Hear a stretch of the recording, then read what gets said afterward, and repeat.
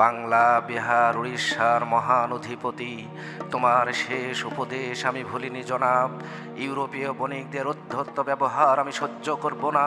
তোমার রাজ্যে তাদের মাথা তুলে দাঁড়াতেও দেব না। তুমি বলেছিলে ইস্ট ইন্ডিয়া কোম্পানির কর্মচারীদের কিছুতেই প্রশ্রয় দিও না। তুমি বলেছিলে সুযোগ পেলে তারা এই দেশ কেড়ে নেবেই। আমি তাদের প্রশ্রয় দিব না। আমি বেঁচে থাকতে তোমার রাজ্যে তারা দুর্গ তৈরি করতে পারবে না, সৈন্য সমাবেশে সক্ষম হবে না।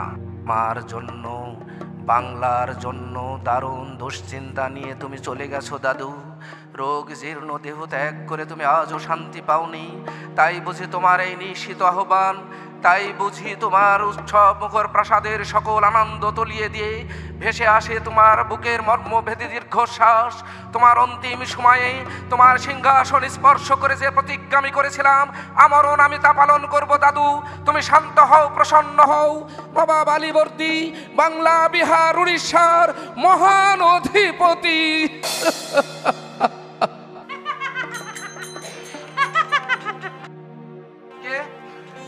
তুমি সিংহাসন থেকে কত দূরে সরে পড়েছেন জনাব। বড় মিষ্টি তোমার হাসি। হ্যাঁ জনাব, আর এই মধ্যে দীর্ঘশ্বাসের মতো মর্মভেদী নয় জনাব। নফর, তোমার নাম, তোমার পরিচয়? নাম আর পরিচয় কলঙ্কের কালিমায় ঢাকা পড়ে গেছে। কলঙ্কের কালিতে সবই ঢাকা পড়েছে জনাব।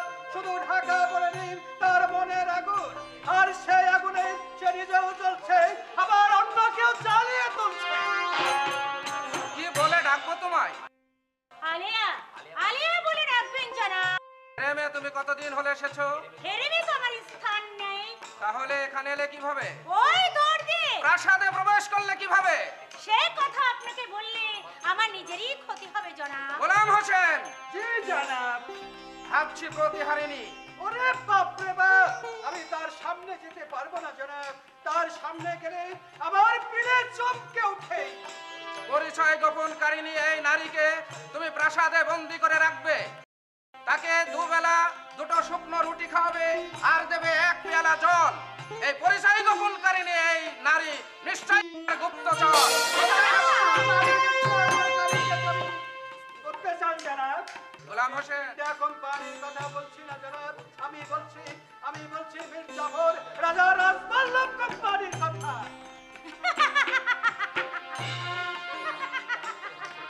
এমন মিষ্টি হাসি তুমি কেমন? জনাব, হেরেমে এমন হাসি কখনো শোনেন না।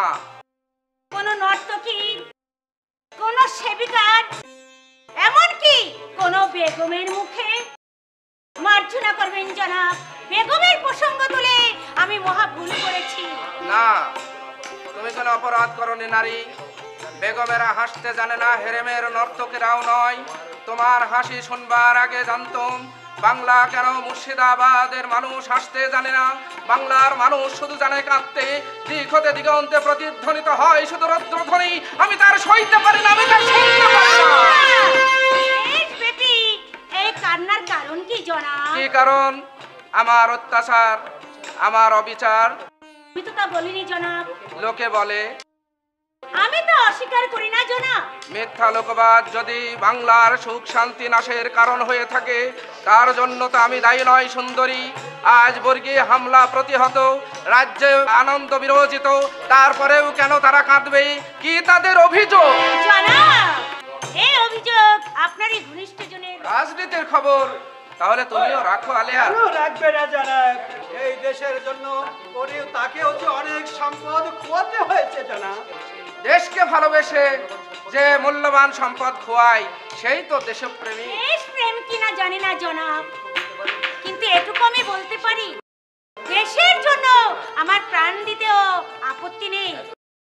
এতই যদি তোমার দেশপ্রেম, তাহলে নিজের পরিচয় এখনো পর্যন্ত তুমি গোপন করে রেখেছো কেন? এর উত্তর আমার জানা নেই জনাব। তাহলে কে জানে? মোহনলাল। মোহনলাল? জি জনাব। তাহলে তাকে তলব করো। আমাকে আর তলব করতে হবে না জনাব। আমি নিজেই নিজের তাগিদে দরবার মহলে হাজির হয়েছি জনাব। তবে কি পুণ্যার যাত্রা স্থগিত করব জনাব? পূর্ণিয়ার কথা থাক মোহনলাল, আমার সামনে দণ্ডায়মান এই নারীর প্রতি তুমি ভালোভাবে তাকাও। আমি আমি তা পারবো না জনাব। নারীর প্রতি তোমার শ্রদ্ধাবোধ দেখে আমি খুবই প্রীত হলাম, কিন্তু তুমি কি জানো এই নারীর পরিচয় তুমি যদি প্রকাশ না করো তাহলে আগামীকাল সূর্যাস্তের পূর্বে তাকে এই গুপ্তচর বৃত্তির অপরাধে গুলি করে হত্যা করা হবে। হ্যাঁ, আমি ওকে চিনি না জনাব।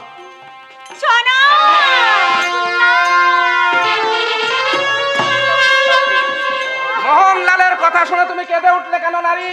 তুমি নাকি মৃত্যু ভয়ে ভীতা নও? মোহনলাল ওকে চেনে জনাব? চেনে? হ্যাঁ, জি জনাব, আমি ওকে চিনি জনাব। ও আমার ভগ্নী। ভগ্নী? হ্যাঁ জি জনাব, ও আমার আপন ভগ্নী জনাব। আপন ভগ্নীকে তুমি অস্বীকার করতে পারলে মোহনলাল? কিন্তু কেন? লজ্জায় জনাব। লজ্জায়? হ্যাঁ জনাব, একবার পর্তুগিজ দস্যুরা তাকে অপহরণ করে নিয়ে যায়, সেখান থেকে সে বুদ্ধির কৌশলে ফিরে আসি। তো এই সমাজ তাকে ঠাঁই দিতে কঠোর বাধা আপত্তি জানাই জনাব। তারপর থেকে গুপ্তচর বৃত্তি করে শত্রুর পক্ষ মৃত্যুর কথা শত্রুকে বলে সে অর্থ উপার্জনের পথ বেছে নিয়েছে, তাই না মোহনলাল?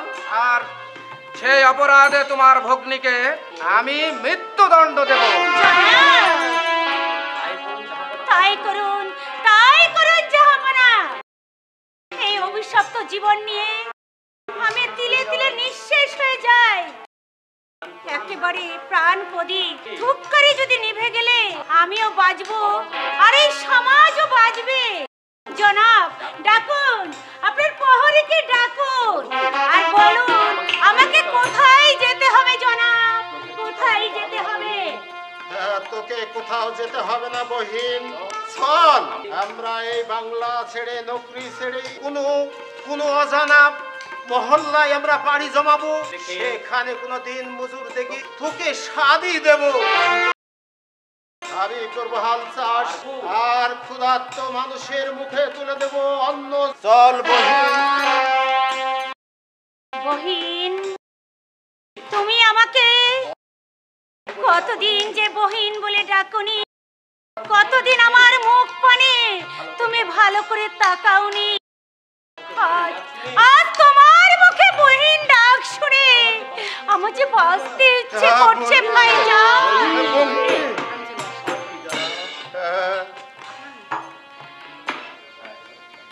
আসি জনাব। রাজা মোহনলাল, জাহাপনা প্রাসাদের বাইরে যে কয়েকজন হিতাকাঙ্ক্ষী আছে তারই মধ্যে ওই আলে একজন জাহাপনা। মোহনলাল তাকে নিযুক্ত করেছেন জনাব। চল বহিন, আমরা প্রাসাদ ত্যাগ করি। দাঁড়াও, দরবার ত্যাগ করতে হলে নবাবের অনুমতি নিতে হয়, এ কথাও কি তুমি ভুলে গেছো মোহনলাল? আর কি করে তুমি ভাবলে তোমার ভগ্নীকে নিয়ে তুমি কোনো এক গ্রাম বাংলায় হাল চাষ করে খাবে আর আমি নবাবী নিয়ে বিলাস বেসনে দিন যাপন করবো? আলেয়া, জাহাপনা কাশেম বাজার কুটির কথা কি আপনি ভুলে গেছেন জনাব? নবাব কোনো কিছুই ভুলে যায় না গোলাম হোসেন, ভুলে থাকতে দেয়নি। মীর জাফরগঞ্জ আমাকে ভুলে থাকতে দেয়নি। এই একটি বছরে আমি কতটা দিন আরামে ঘুমাতে পেরেছি বলো? দিনের পর দিন দাদুর চিন্তায়, বাংলার চিন্তায় আমাকে অনেক রজনী বিনিদ্রভাবে কাটাতে হয়েছে। আর মাথার উপর মৃত্যুর খড়গ নিয়ে আমাকে কালাতিপাত করতে হচ্ছে গোলাম হোসেন। মাঠে ময়দানে হেরেমে প্রাসাদে কোনো জায়গায় সিরাজের শত্রুর অভাব নেই। কি অপরাধ আমি করেছিলাম? দাদুর পাশে থেকে থেকে আমি তাকে শক্তি যোগান দিয়েছিলাম। পর্তুগিজ দস্যুদের প্রতিহত করে দাদুর আস্থা অর্জন করেছিলাম। আর দাদু ভাইয়ের যারা পরম আত্মীয় ছিল তারা বিলাস বেসনে দিন কাটাতো বলেই দাদু সাহেব আমাকে এই রাজ্যভার দিয়ে ইহজগৎ ত্যাগ করলেন। এটাই কি আমার অপরাধ? তামাম মুলুকে ছেয়ে আছে অযোগ্য সিরাজের হাতে এই রাজ্য পড়ে। সব জাত কুলমান চলে গেল, আর অবশিষ্ট যেটুকু রয়েছে সেটা শুধু সিরাজের কঙ্কাল মূর্তি। এখানে যৌবন দীপ্ত দেহ ষষ্ঠব নয়, দেহ ষষ্ঠব নয়। এই অসি স্পর্শ করে আমিও কথা দিচ্ছি জাহাপনা, এই মোহনলাল জীবিত থাকতে ইস্ট ইন্ডিয়া কোম্পানি কর্মচারীদের এ দেশ থেকে লেজ গুটিয়ে বিতাড়িত করেই ছাড়বো। দেশদ্রোহী শত্রুরা ঝাঁপিয়ে পড়বে লাগামহীন অতল গহীনে, অতল গহীনে। কেমন দেখলে আলিয়ার? কাকে?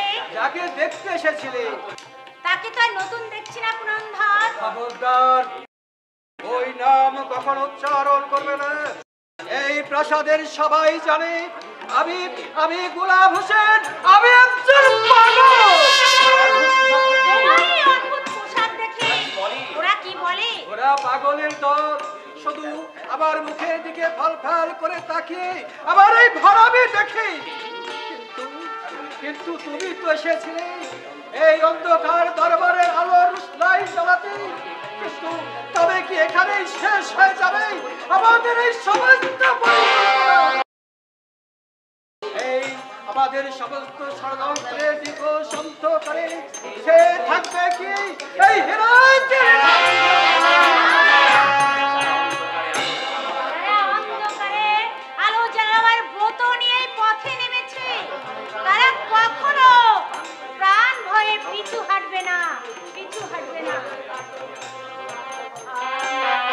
আলোর শিখা আমি আলোর শিখা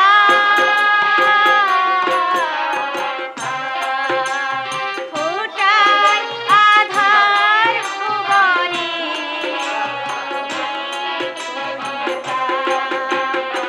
আলোর শিখা আমি আলোর শিখা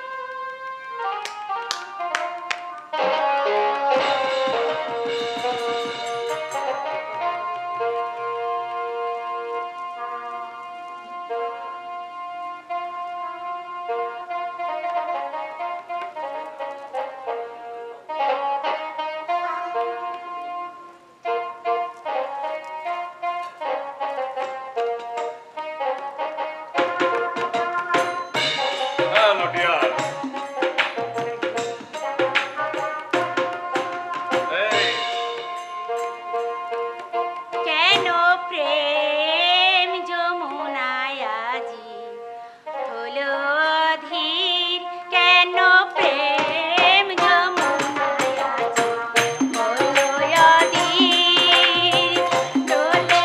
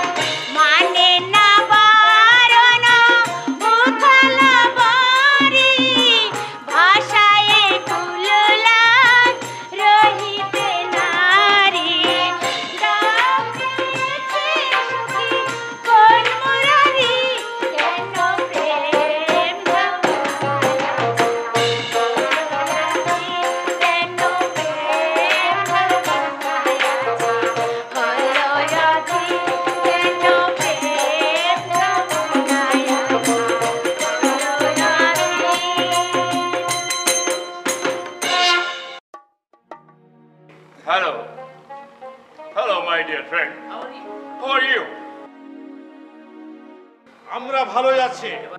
এবার বলুন, আপনি আমাদের কেন ডেকেছেন? আরো বলুন, আমরা স্বয়ং নবাবের সঙ্গে শত্রুতা করে আমাদের কি লাভ?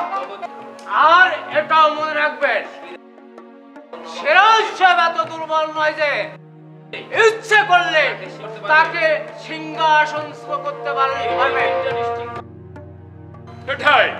এটাই তো ইন্টারেস্টিং কোশ্চেন। নবাব সবল হয়ে আছে আপনাদের শক্তি লইয়া, আদারওয়াইজ হি হ্যাজ নো পাওয়ার।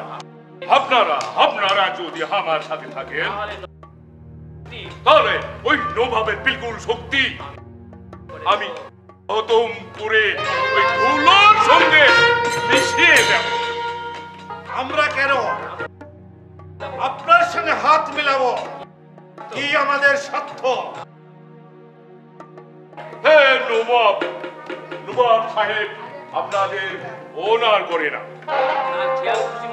তার খেয়াল খুশি মতো হে রাজ্য পরিচালনা করে আপনাদের পায়ের নিচে ফেলিয়া হামেশা অপদস্থ করিতেছে। তার আপনারা প্রতিশোধ লইবেন না। আপনি ঠিক বলেছেন সাহেব। শুধু নবাব নয়, নবাবের ওই নানু ভাই একদিন খাঁ সাহেবকে অপমান করলেন। কি না করেছেন খাঁ সাহেব! তবে আমি যদি ওদেরকে হত্যা করতে পারতাম তবেই আমার গায়ে জ্বালা বিটত।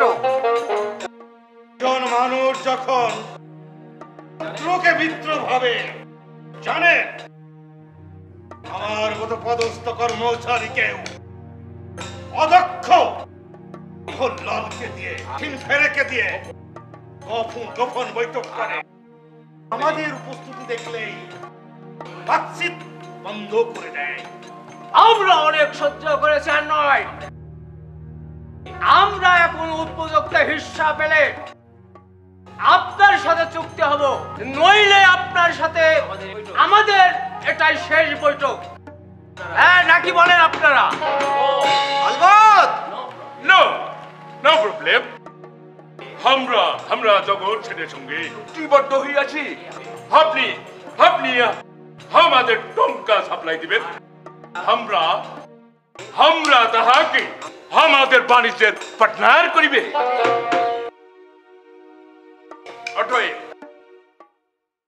অতএব টঙ্কার কোনো প্রবলেম নেই। আমরা নবাবই চাই না, আমরা এই দেশে বাণিজ্য করিতে চাই। আন্ডারস্ট্যান্ড? কিন্তু আমার সঙ্গে চুক্তিবদ্ধ না হলে আমি ওই ক্ষমা আপনাকে টাকা দেব না। এই নবাব তো আর ওই জান ছত্র খুলে বসে নেই, ও আমার ব্যবসার টাকা। ডোন্ট ওয়ারি সেটজি, আপনার সাথে আমার চুক্তিটা আগামী কাল কমপ্লিট হইবে। বাংলায় আসিয়া আমরা বাণিজ্য করিব না তো ওই নবাবের ঘোড়ার ঘাস কাটিব। আপনারা ঘাসই কাটেন, যা কাটেন সাহেব, আমরা কিন্তু নবাবই চাই। আমি যদি আপনাদের সঙ্গে চুক্তি করি, নবাবই আমাদের দিতে হবে। বাণিজ্য করবেন আপনারা, তাহলে কথা চালান, না হলে পেঁচাল পেড়ে কোনো ফায়দা নেই। আমরা যাচ্ছি। Exactly, Mr. Jafar Ali Khan. But here has a problem. বলুন। প্রবলেমটা কিসের? আপনারা সবাই নবাব হইতে চান। এই বাংলায় মসনদ তো একটাই, only one throne. But he married. আগে আপনারা ডিসাইড করুন, আপনারা কে নবাব হইবেন। আপনাদেরকে বলল আমরা সবাই নবাব হতে চাই। নবাব কে হবে আর সে ভাবনা আপনাকে ভাবতে হবে না। আপনি শুধু আমাদের কথা মতো কাজ করুন। এই মর্মে আপনি চুক্তি স্বাক্ষর করুন। অলরাইট অলরাইট অলরাইট মিস্টার জাফরানিকা,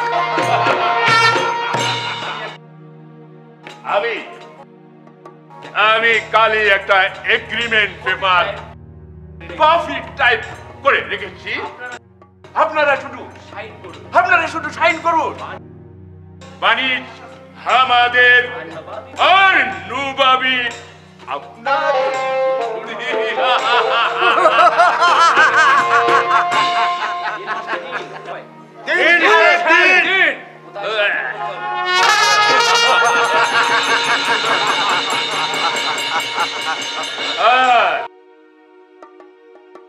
কোথায় স্বাক্ষর করতে হবে?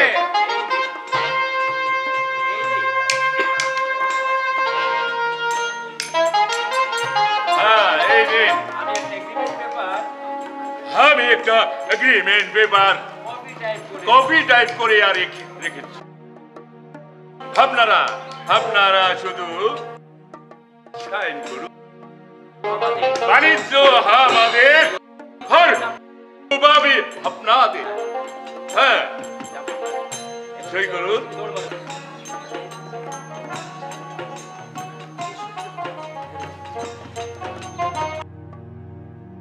এই কে আছে? এই গুপ্তচরকে ধর। ভুলি আপনাদের দলের লোক নয়। ডাইনি মহল্লার আপদ ভক্তিপতি। তাহলে তাকে খতম করুন, নইলে আমাদের গোপন বৈঠকের কথা সব ভাঁজ করিয়া দিবে। এই মেয়ে, তুমি দৌড় দিলে কেন? আমাকে আজই ঢাকায় যেতে হবে। সেখানে ঘুষিটি বেগমে জিঞ্জিরা প্রাসাদে আমাকে নাচতে হবে, গাইতে হবে। মিথ্যে কথা। হুচুটি বেগম নবাবের হিরাজুল প্রাসাদেই উনি এক প্রকার বন্দি জীবন যাপন করছে। কানাকে হাইকোর্ট দেখাচ্ছ, তাই না নর্তকী? এর পরিণাম কি তুমি কি তা জানো? তাহলে আপনারা কি সিদ্ধান্ত নেবেন? এই মেয়ে নবাবের গুপ্তচর, আজাদ গুপ্তচরের একমাত্র শাস্তি মৃত্যুদণ্ড। মৃত্যুর ভয়ে আমি ভীত নই খাঁ সাহেব। আমার সব গেছে, আছে শুধু অভিশপ্ত জীবন। এই জীবনে তপ ছাড়া আর কোনো শ্বাস নেই। তাই দেশের জন্য যদি আমার এই জীবনটাকে দিতে পারি, তাহলে মরেও আমি শান্তি পাবো। চালান গুলি।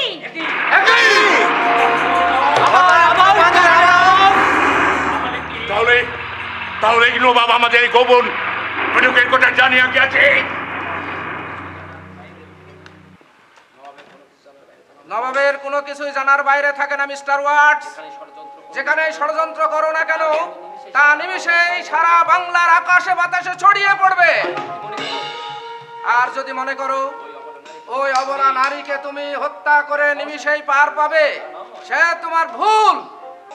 আমি এ বিষয়ে তো কিছু বলিতে পারিতেছি না, ইওর এক্সেলেন্সি।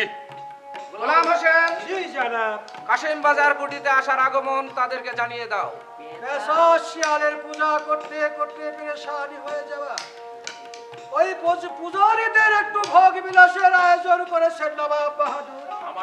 আপনি আমাদের সঙ্গে রহস্য করছেন, your excellency. What's, your excellency. থামো। ইতিমধ্যেই আমি তোমার যে ব্যক্তিগত চরিত্রের সন্ধান পেয়েছি, তাতে তোমার মাথা মুড়িয়ে ঘোল ঢেলে গাধার পিঠে চড়িয়ে এদেশ থেকে অনেক আগেই তোমাকে আমি তাড়িয়ে দিতাম। আমারই অধীনে বাণিজ্য করে আমারই বিরুদ্ধে স্বার্থ ষড়যন্ত্রে লিপ্ত থেকে আমার পরম আত্মীয়দেরকে খেপিয়ে তুলবে, এত বড় সাহস তুমি কোথায় পেয়েছো? এক্সেলেন্সি, আমি আর কিছুই বুঝতে পারিতেছি না। আলিয়া, জনাব। বাইরে অপেক্ষা করো। জি হুকুম জনাব। মীর জাফর আলী খান, জনাব, কাশিম বাজার কুটিকে আমরা রাজধানীর অন্তর্ভুক্ত বলেই মনে করি জনাব। মীর জাফর আলী খাঁ, আপনি আমার আত্মীয়। আমি আশা করি আপনি আমার এই বিপদ মুহূর্তে আমার পাশে পাশেই থাকবেন। মোহনলাল, জহুকুম জাহাপনা। যাও মোহনলাল, মীর জাফর আলী খাঁকে সঙ্গে নিয়ে তুমি সারা কলকাতা চষে বেড়াবে। যেখানেই দেখবে বাণিজ্যের নামে ইংরেজরা কাউকে অত্যাচার করছে, সেখানেই তুমি চাপকে তাদের পিঠে ছাল তুলে দেবে। হ্যাঁ চলুন জনাব, আমাদের বাহন বাহিরে অপেক্ষা করছে। না, আমি একজন পদস্থ কর্মচারী হয়ে সাধারণ সিপাহের সঙ্গে আমি যেতে পারি না। সে সাধারণ নয়, সে আপনার সহকারী সিপাহসালার। আপনি পদোন্নতি দেওয়ার সময় আমাকে ডেকেছিলেন জনাব। আমি প্রধান সিপাহসালার হিসাবে কি পদোন্নতি পদে আমি থাকতে পারি না জনাব। এখন বিচারের দিন নয় জাফর আলী খাঁ, আজ সৌহার্দ্য স্থাপনের দিন। অপরাধ আমিও করেছি, আপনারাও করেছেন। জানি না খোদা তাআলার কাছে কে বেশি অপরাধী। মিলিত হিন্দু মুসলমানের কাছে আমরা যে অপরাধ করেছি তার ভার খোদা তাআলার উপরে ছেড়ে দিয়ে আসুন আজ আমরা সবাই মিলিত হই। তারপর যদি এই বিপদ মুহূর্ত আমরা পরিত্রাণ করতে পারি, তাহলে সেদিন হবে বিচারের দিন। সেদিন আমার নামে আপনি বিচার বসাবেন। আপনারা যদি আমাকে অযোগ্য মনে করে এই সিংহাসন থেকে নামিয়ে দিতে চান, আমি হৃষ্ট মনে সিংহাসন ত্যাগ করে চলে যাব। এ কথা আপনার অনেক আগেই ভাবা উচিত ছিল জাহাপানা। কোনটা উচিত কোনটা অনুচিত তা জেনেই আমি বাংলা, বিহার, উড়িষ্যার দণ্ডমুণ্ডের মালিক হয়েছি রাজা রাজবল্লভ। বাকি কথা রাজপ্রাসাদে গিয়েই হবে। Your Excellency, তোমাকে আমার সঙ্গে মুর্শিদাবাদ যেতে হবে। আমার অটো অপরাধ। তোমার ষড়যন্ত্রের অনেকগুলো দলিল আমার হস্তগত হয়েছে, তার সঠিক জবাব আমি হিস্সা মতো আদায় করে তারপর তোমাকে ছাড়বো। কতদিন তুমি থাকবে আমার রাজপ্রাসাদে বন্দী? মোহনলাল, গোলাম হোসেন, এদেরকে রাজধানী নিয়ে আসার ব্যবস্থা করুন। আপনারা সবাই আমার সঙ্গে চলুন।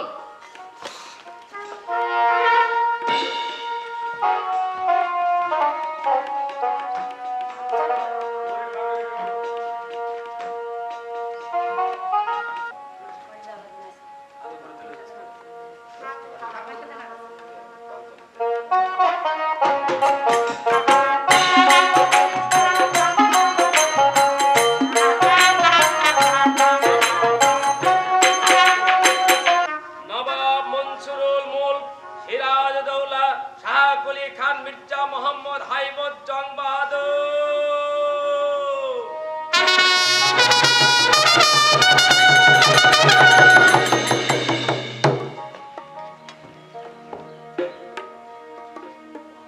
ওয়াটস Your Excellency, রেক সাহেবকে তুমি কি পত্র প্রেরণ করেছো? আমার স্মরণ হইতেছে না। আমার আদেশ অমান্য করে কাশেম বাজার কুটিতে তুমি অনেক সৈন্য সামন্ত অস্ত্র আমদানি করেছো। তোমরা নাকি দুর্গ সংস্কার বন্ধ রাখবে না। তোমরা কি ভেবেছো তোমাদের এই অবিচার অত্যাচার আমি নীরবে সহ্য করব? মিস্টার ড্রেক কি ঘুরে আছে আমি তা কিছু জানি না। Your Excellency, না জানলেও তোমাকে তার কৈফিয়ত দিতে হবে ওয়াটস। যেহেতু তুমি এই কাশেম বাজার কুটির দায়িত্ব ভার পেয়েছো এবং আমার দরবারের প্রতিনিধিত্ব তুমিই করছো। জাফর আলী খান, আদেশ করুন জনাব। নবাবের সিপাহসালার হয়ে আপনি ইংরেজ কুটিতে আমন্ত্রণ রক্ষা করতে গিয়েছিলেন, অথচ নবাবের অনুমতি নেবার কথা তিল পরিমাণ ধারণ করলেন না। সে কথা থাক জনাব। জরুরি দরবারে কেন তলব করেছেন সেই আলোচনাটাই প্রকাশ করুন। শেঠজি অবশ্যই সুদের তাগিদ দিতে গিয়েছিল কাশেম বাজার কুটিতে, তার উপর আমার কোনো অভিযোগ নেই, আর থাকলেও তা বলবো না, যেহেতু টাকার আমারও প্রয়োজন। আমি ব্যবসায়ী মানুষ, সব কুল বজায় রেখে আমাকে যে চলতে হয় জাহাপনা। তা অবশ্যই ঠিক, কিন্তু বুকে হাত দিয়ে বলুন তো, যত আগ্রহ নিয়ে আপনি ইংরেজ কুটিতে বারবার প্রবেশ করেন, তার এতটুকু আগ্রহ নিয়ে এই নবাব মহলে কতদিন এসেছেন? সেটি কোনো দুর্বৈশ্য সন্ধি নিয়ে এখানে আসে নাই, ইওর এক্সেলেন্সি। সে কৈফিয়ত তোমাকে দিতে হবে না ওয়াটস। তুমি এই মুহূর্তে দরবার ত্যাগ করো, আর ভবিষ্যতে আমার সামনে আসার তুমি চেষ্টা করবে না। তুমি এই দরবারে আর কোনোদিন স্থান পাবে না। কোম্পানি যদি আমাকে কখনো খুশি করতে পারে, তাহলে ভেবে আমি দেখব কোন সৎ চরিত্র মানুষকে আমি আবার নতুন করে এখানে দরবারি করব, কিন্তু তোমাকে নয়। বুঝাও? হ্যাঁ, আমি চাইতেছি ইওর এক্সেলেন্সি, কিন্তু আপনি আমাকে অপমান করিতেছেন। যার মান নাই তার আবার অপমান। Farewell your Excellency.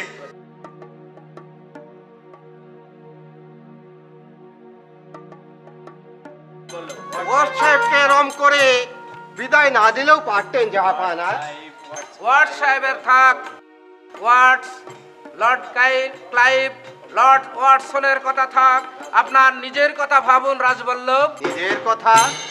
হ্যাঁ, নিজের কথা। আমাদের আর ভাবতে হবে না, তবে বারবার শুধু আমাকেই কৈফিয়ত দিতে হবে, সব অপমান আমাকেই সইতে হবে।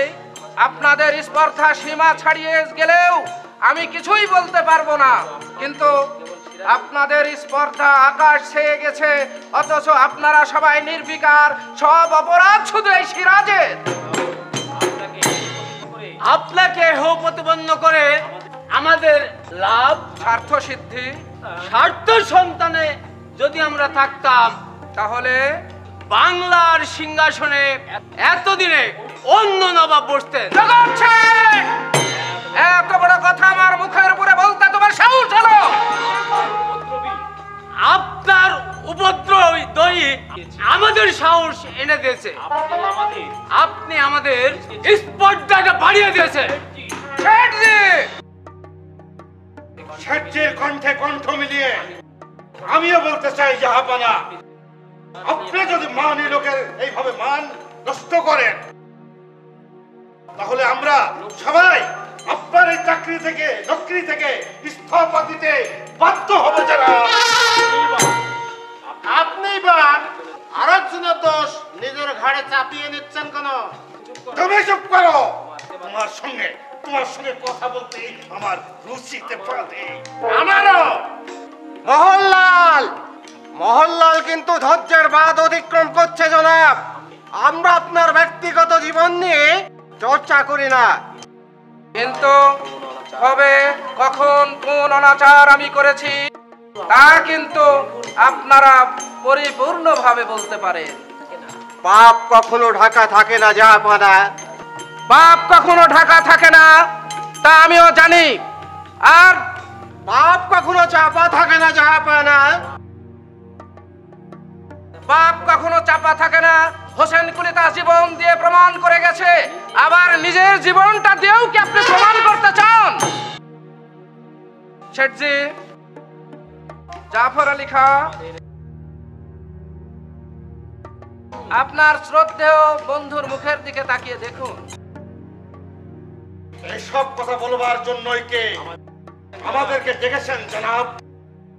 নাকি মহল্লালের মতো কর্মচারী দিয়ে সভাসদগণকে প্রমাণ করবার জন্যই এ দরবারে ডেকেছেন? আমার মনোভাব হয়ে তাহলে আমি এই দরবার স্পর্শ করে আপনার সপক্ষে শপথ করছি, আর কোনোদিনই আমি আপনার সপক্ষে এই তরবারই ধরব না।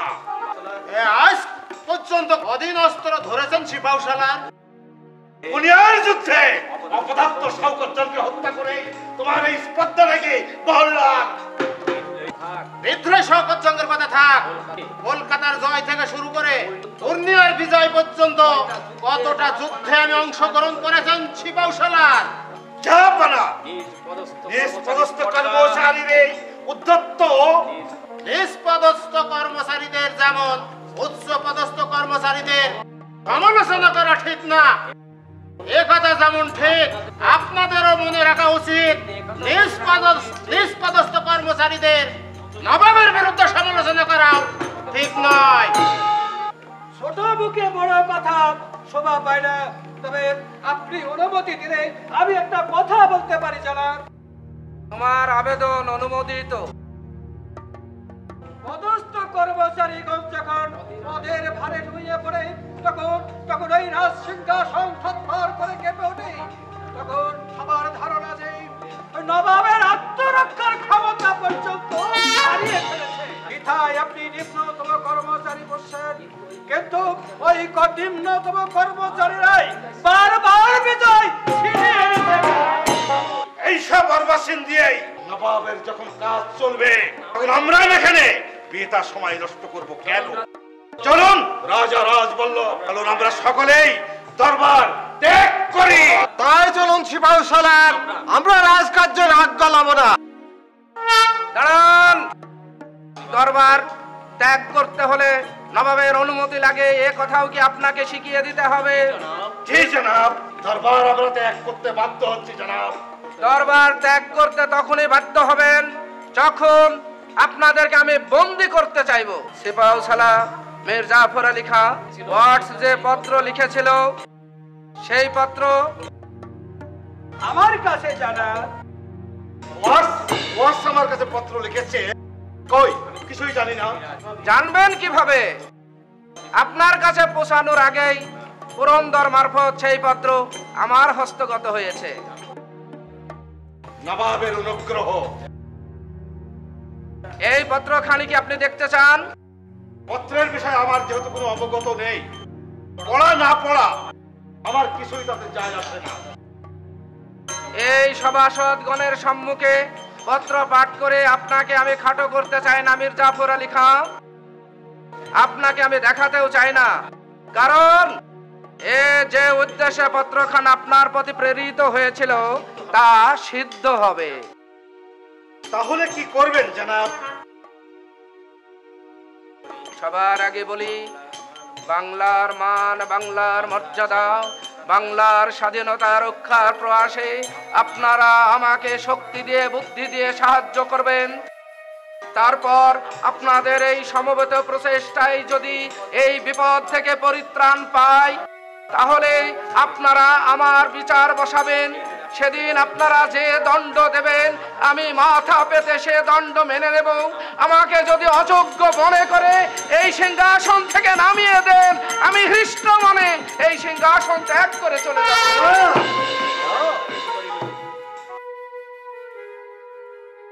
মীর জাফর আলী খাঁ, আপনি তো শুধু আমার প্রধান সিপাহী সালার নন, আপনি আমার পরম আত্মীয়। বিপদে আপনজন ভেবে যে মাথা উঁচু করে সামনে এসে দাঁড়ায়, লোভে পড়ে অথবা মোহের বশে মানুষ অনেক সময় অনেক অন্যায় কাজে প্রবৃত্ত হয়। তারপর কর্তব্যের আহ্বানে লোভ মোহ ত্যাগ করে আবার তার পাশে এসে দাঁড়ায়, সে পুরুষ সত্য আপনার আছে। জাহাপনা, রাজা রাজবল্লভ, ভাগ্যবান জগৎ শেঠ, বাংলা শুধু হিন্দুর নয়, বাংলা শুধু মুসলমানের নয়, বাংলা মিলিত হিন্দু মুসলমানের গুলবাগে বাংলা। অপরাধ আমিও করেছি, অপরাধ আপনারাও করেছেন। জানি না খোদা তাআলার কাছে কে বেশি অপরাধী। আঘাত যা পেয়েছি মিলিত হিন্দু মুসলমানের কাছ থেকেই পেয়েছি। পক্ষপাতিত্বের অপরাধে আজ আমরা কেউই অপরাধী নই। যে দেখুন, বাংলার ভাগ্যাকাশে দুর্যোগের ঘনঘটা, তার শ্যামল প্রান্তরে রক্তের আলপনা। বাংলার স্বাধীনতা সূর্য আজ অস্তাচলগামী, সুপ্ত সন্তান শিয়রে বসে আছে এক রুদ্ধমান জননী, প্রহর অবসান গোড়ার প্রতীক্ষায়। কে দেবে আশা, কে দেবে ভরসা, কে শোনাবে তাকে জাগরণী মানি? উঠো মা উঠো, মুসলমান নয়নের জল, 7 কোটি হিন্দু মুসলমান জীবন দিয়ে রোধ করবে মরণের অভিযান।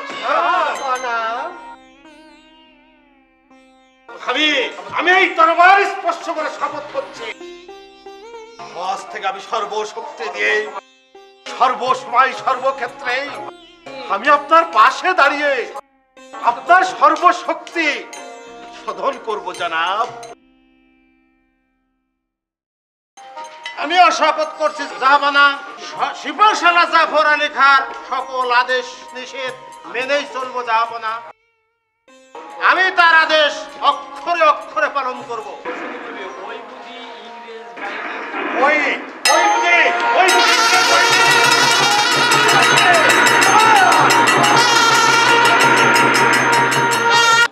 ওই বুঝি ওই বুঝি ইংরেজদের কামানের গোলিয়াত কামানের শব্দ আক্রমণ মোহনলাল আক্রমণ আক্রমণ এবার মনে বলেন আক্রমণ। আক্রমণ।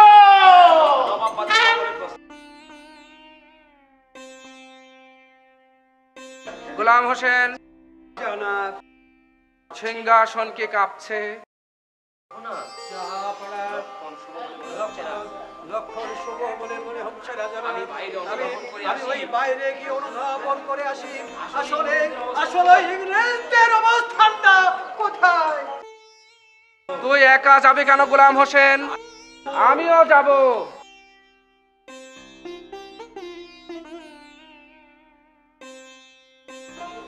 জাহাপানা, আমাদের গোলামের সঙ্গে লর্ড ক্লাবের সৈন্যরা লাক্কাবাগে সরিয়ে দিচ্ছে জাহাপানা। সিপাহ সালামী জাফর আলী লাক্কাবাগ বেষ্টন না করে তাহলে সমগ্র ইংরেজ বাহিনী সেখানে দখল করে নেবে জাহাপানা। পরে কিন্তু গোলাবর্ষণ করে আমাদের কোনো ফায়দা হবে না জাহাপানা। তাকে অগ্রসর হতে বলুন জাহাপানা, মীর জাফর আলীকে অগ্রসর হতে বলুন। গোলাম হোসেন, একজন সৈনিক ও সিপাহ সালারকে আমার কাছে পাঠিয়ে দাও।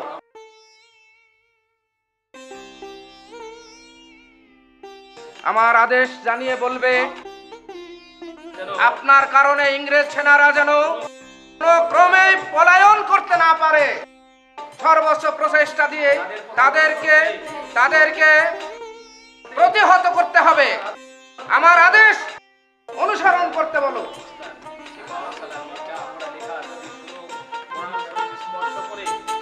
সিপাহ সালার মীর জাফর আলী খাঁ কোরআন শরীফ শপথ করে যে কথা আমাকে দিয়েছে সেই কথার মর্যাদা যদি সে রাখে তাহলে এই যুদ্ধে আমাদের জয় অনিবার্য। এই যুদ্ধের সেনাপতি কে জনাব? কেন আপনি বারবার আপনি প্রশ্ন করে আমাকে ভীত সন্ত্রস্ত করছেন জাফর আলী খাঁ? তাহলে বারবার সৈন্য পাঠিয়ে আমাকে বিরক্ত করছেন কেন জনাব? আমার উপর আপনি ভরসা রাখুন জনাব। এই যুদ্ধের কৌশল আমাকে কোনো নিম্ন স্তরের কর্মচারীর কাছ থেকে শিক্ষা নিতে হবে না। কোরআন স্পর্শ করে যে শপথ আপনি করেছিলেন তার ব্যত্যয় ঘটবে না জাফর আলী খাঁ, এই প্রত্যাশা আমি আপনার কাছ থেকে করি। অবিশ্বাস হলেও আপনি সিদ্ধান্ত বদলাতে পারেন না জাহাপানা। আবারও এক বিচার আমি বারবার করি না সিপাহ সালার। বাংলার মসনদ বাঙালিদের দখলে না থাকলেই তার খেসারত শুধু নবাব সিরাজকেই দিতে হবে না, বাংলার এই লক্ষ কোটি মানুষকে তার খেসারত দিতে হবে।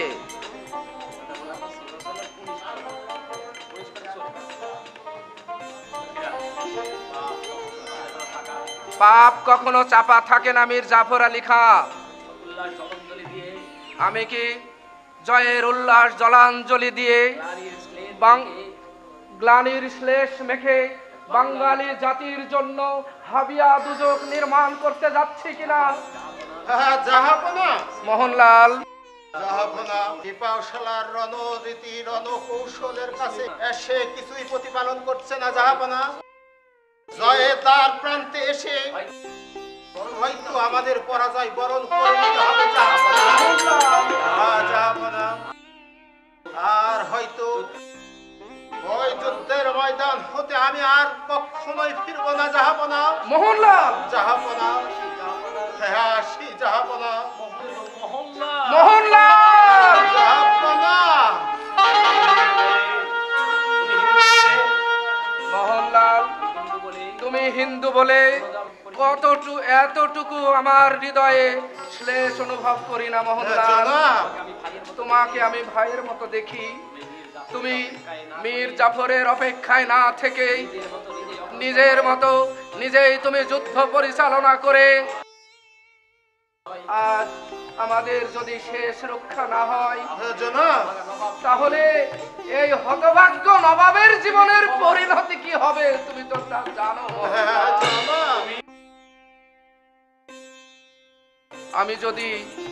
আমি যদি এই বাংলাকে রক্ষা করতে না পারি তাহলে তুমি আমাকে ক্ষমা করে দিও ভাই, আমাকে ক্ষমা করে দিও।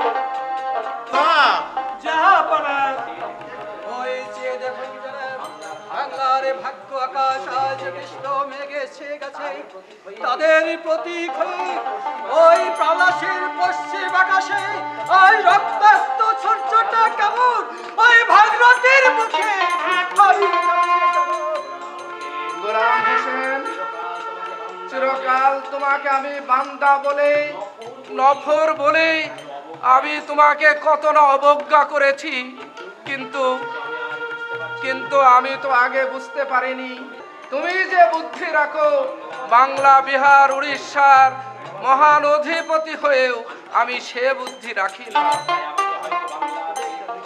এই তাই হয়তো আমাকে এই বাংলা ছেড়ে অন্য কোথাও চলে যেতে হবে। তবে কোনোদিন যদি আমি সুযোগ পাই তাহলে তোমাকে আমি আমার প্রধান রাজনৈতিক উপদেষ্টা হিসাবে নিযুক্ত করব।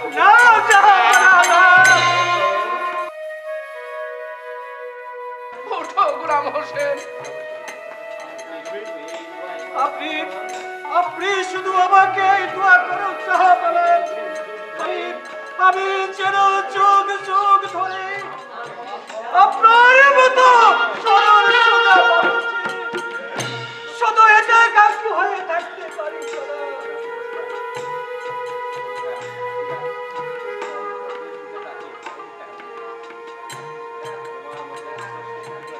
তোমার মতো উচ্চ শিক্ষিত রাজনীতিবিদ কেন যে তুমি ভাড়ের চাকরি বেছে নিয়েছিলে সেটাই আমি বুঝতে পারিনি আজ নবাব হিসাবে।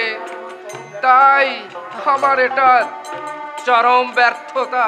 মোহনলাল, জাহাপনা, আপনি আমাকে দোয়া করুন জাহাপনা। আমি আবার যুদ্ধের ময়দানে যাচ্ছি, আমরা যেন জয়ী হয়ে আবার রাজদরবারে ফিরে আসতে পারি জাহাপনা। আপনি দোয়া করবেন জাহাপনা।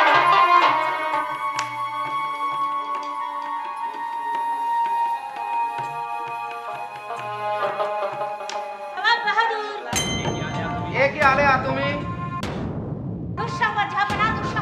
দুঃসংবাদ। হ্যাঁ, সেনাপতি মীর মহোদয় নিহত যুদ্ধের ময়দানে পড়ে আছে, তার মৃতদেহ। আর মোহনলাল যেভাবে শত্রুপক্ষের ডেরা দেখে ছুটছে তাতে করে তার প্রাণনাশের সম্ভাবনা আছে। অতএব এই নবাবের পাশে দাঁড়াবার আর কেউ রইল না। সিপাহ সালামের জাফর আলী খান আপনার পরাজয়ের হাতে ধরে আপনার পক্ষ ত্যাগ করেছে জনাব। আলিয়া, কোরআন শরীফ শপথ করেছে যে সে কি করে আমার পক্ষ ত্যাগ করলো। আলিয়া, সেই কোরআন শরীফ ছুঁয়ে শপথ করে আবার ইংরেজের সঙ্গে হাত মিলিয়েছে জনাব। আমি ওই যুদ্ধের ময়দানে উপস্থিত ছিলাম। তুমি কিন্তু শরীফ ছুঁয়ে শপথ করে আবার ইংরেজদের সাথে হাত মিলিয়েছে জনাব। আমিও যুদ্ধের ময়দানে উপস্থিত ছিলাম জনাব।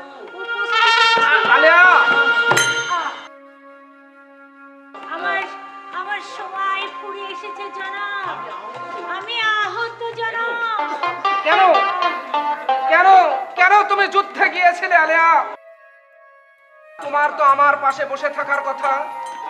বসে নয় জনাব, চিরদিনের মতো বাংলা বিহার উড়িষ্যার পবিত্র মাটি এই ভূমিতে আমি ওই বিছানায় শুয়ে থাকবো নবাবের ভালোবাসা নিয়ে।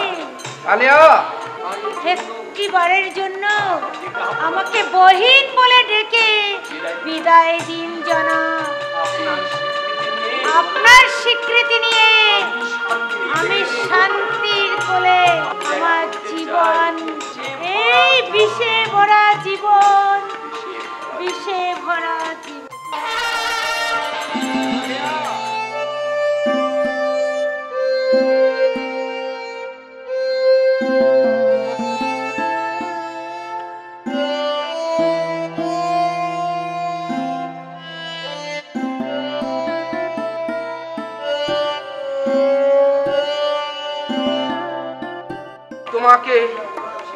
তোমাকে আমি স্বীকৃতি দিলাম আলেয়া। যতবার এই পৃথিবীতে বাংলার ইতিহাস লেখা হবে, ততবার এই সিরাজের পাশে তোমার নাম স্বর্ণাক্ষরে লেখা থাকবে দেশ প্রেমিকের তালিকায়। আর সিরাজের সূর্য সৈনিক হিসাবে তুমি থাকবে বাংলার ইতিহাসে অম্লান।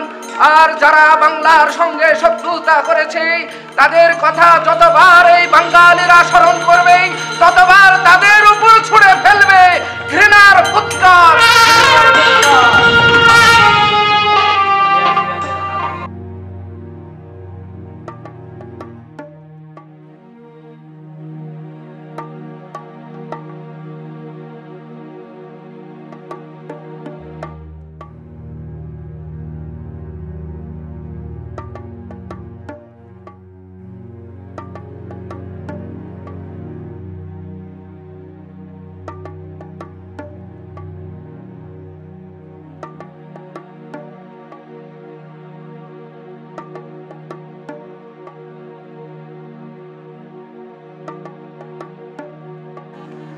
গোলাম হোসেন,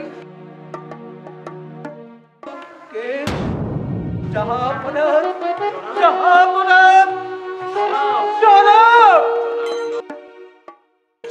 নয়, জাহাপনা নয়, আমি যে তোমারই কারাকক্ষে, তোমারই সমকক্ষ। আমিও তো একজন সৈনিক চেয়েছিলাম জানাব।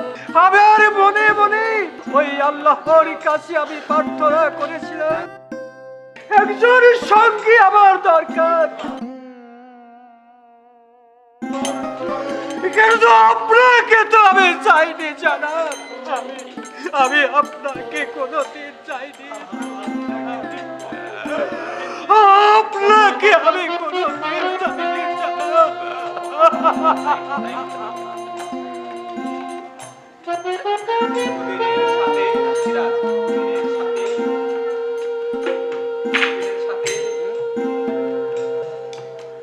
সুদিনের সাথে তুমি আমার কাছে কাছে থেকেছ, তাই তো এই দুর্দিনে কি তুমি কাছে না?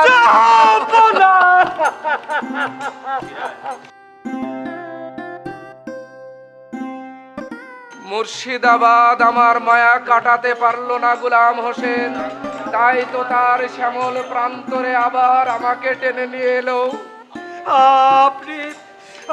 আপনিও কি আমার মতো এই কারাগারে বসতে চান? মীর কাসিম, মীর জাফর ওদের খুশি করার জন্য আমাকে মুর্শিদাবাদে পাঠিয়ে দিল, অথচ আলীবর্দী তাদেরকে কত আদর করত, কত স্নেহ ভালোবাসা তাদেরকে দিত। ওই বীর জাফরের দল এই পৃথিবী থেকে কোনোদিন নিশ্চিন্ন হবে না জানাব। যুগে যুগে যেমন সিরাজের জন্ম হবে, তেমনি যুগে যুগে মীর জাফরের দলেরও জন্ম হবে। হে ঈশ্বর, তুমি ফের একটা দুনিয়া বানাও, সেখানে ওই বীর জাফরের দল থাকবে না। গোলাম হোসেন,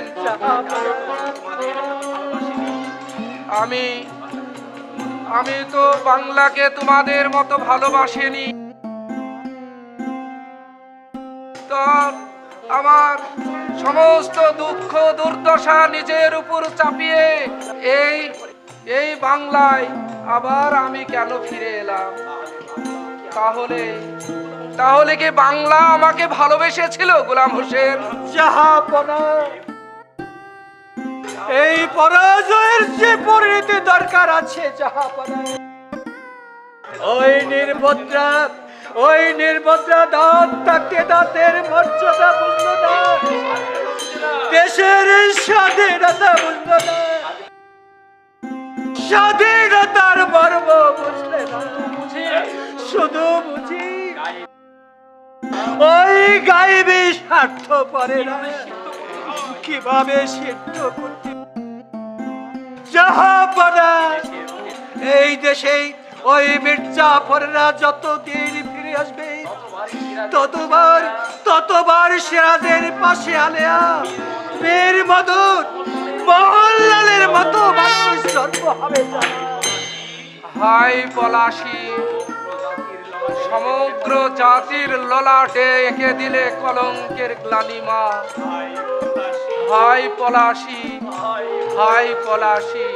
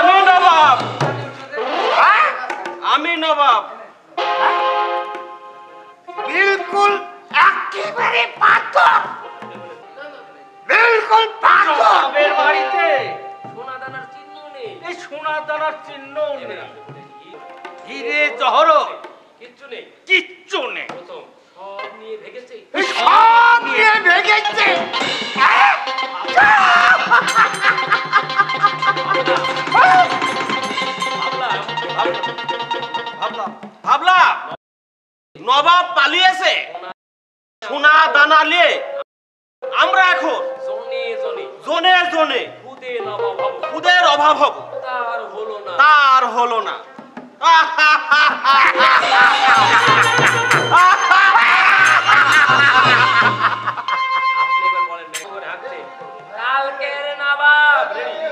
কালকের নবাব ভেঙে পড়া বাংলা হারা সিরাজ দৌলা বন্দি বাহাদুর হাজির।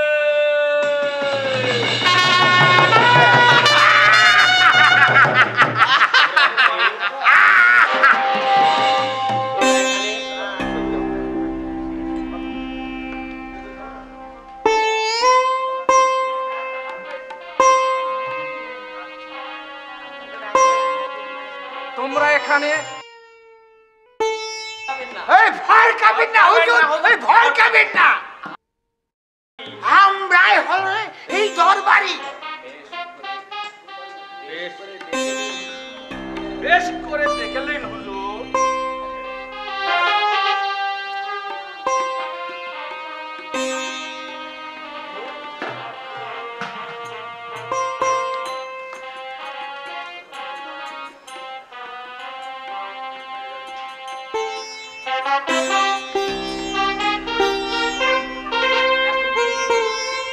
হুজুর ওই চেয়ার নাই হুজুর, এখন থেকে আপনাকে এই চেয়ারে বসতে হবে।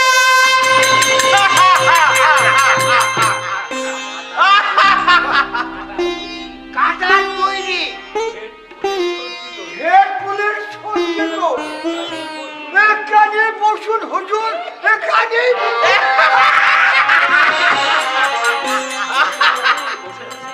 এই বসে বসে আরাম পাবেন হুজুর, আরাম পাবেন। এই উলুসও বাড়বে হুজুর, হুজুরের জন্যে এই জুতা এনেছে হুজুর। আপনি ধরা পড়েছিলেন ওই জুতার কারণে।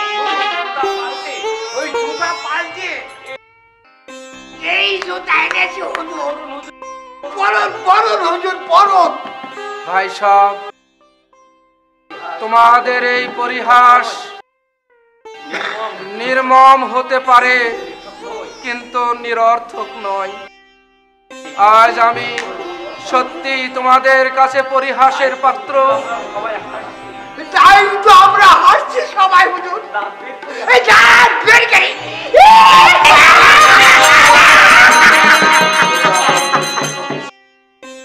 প্রজা পালনের যে প্রতিশ্রুতি দিয়ে আমি এই সিংহাসনে আরোহণ করেছিলাম, তা যখন আমি পালন করতে পারিনি, তাহলে আজ তো উপহাসের পাত্র হব। আমাদের ভালো করার ইচ্ছা তাহলে আই হুজুরের আছে। আমি যদি নিশ্চিন্ত আরামে বিলাস ব্যসনে দিনাতিপাত করতাম, আমি যদি সকলের মন জুগিয়ে চলতাম, আমি যদি আমার নিজের সম্ভ্রম বিকিয়ে ওদের কাছে যেতাম, আমি যদি ডুবতে চাইতাম, আমি যদি বিলাস ব্যসনে ভাসতে চাইতাম, তাহলে এই বাংলার মানুষ কখনোই ভালো থাকতো না। কিন্তু আজ আমি সবার কাছে পরিহাসের পাত্র। আজ আমি সবার কাছে উপহাসের পাত্র। আমরা কি করে নবাব আমিনের খবর পাবো জাহাপনা? বর্গীয় হামলার কথা তোমাদের মনে আছে? হ্যাঁ, এটা আবার থাকবে না। আমার সেই নবীন বয়সে আরাম আয়েশ ত্যাগ করে আমি বিলাস ব্যসনকে তুচ্ছ করে বাংলার পথে প্রান্তরে উন্মুক্ত ওসি হাতে করে আমি ঘুরে বেড়াইনি। আমার হাতে রশি অস্ত্র দিয়ে কি ওই মারাঠার ওই দস্যুদের মাথা মুন্ডু আমি মাটিতে ভুলণ্ঠিত করি? তার পুরস্কার কি এই কণ্টকময় সিংহাসন? তারই উপহার কি এই জরাজীর্ণ পাদুকা? তারই বদৌলতে কি তোমরা আমার জন্য এনেছে ওই পোড়া খিচুড়ি?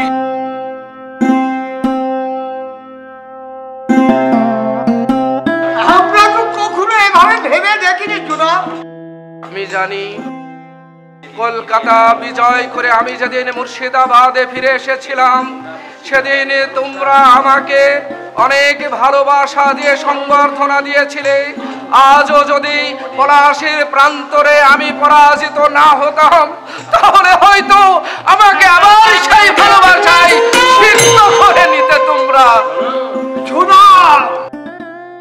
লক্ষ লক্ষ সৈন্য কাষ্ঠপুত্তলিকার মতো দাঁড়িয়ে থাকলো, আর ওই বিশ্বাসঘাতকতার দরজা দিয়ে একে দিয়ে গেল আমার এই বঙ্গ জননীর ললাটে কলঙ্কের কালিমা। আর সেই কলঙ্কের কালিমার জন্য সব দায়ী শুধু তোমাদের এই নবাব, আর কেউ নেই।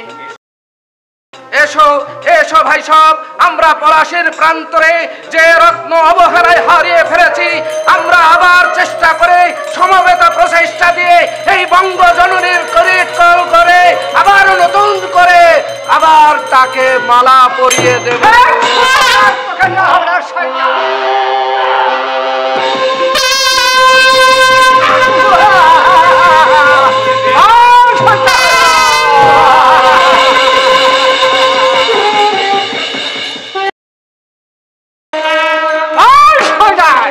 মোহাম্মদী বেগ, তুমি মোহাম্মদী বেগ, আমার শেষ ইচ্ছা তুমি পূরণ হতে দিলে না মোহাম্মদী বেগ, আমাকে বাঁচতেও দিলে না। হায় রে পলাশী, গোটা বাংলার বুকে তুমি কলঙ্কের কালিমা লেপে দিয়ে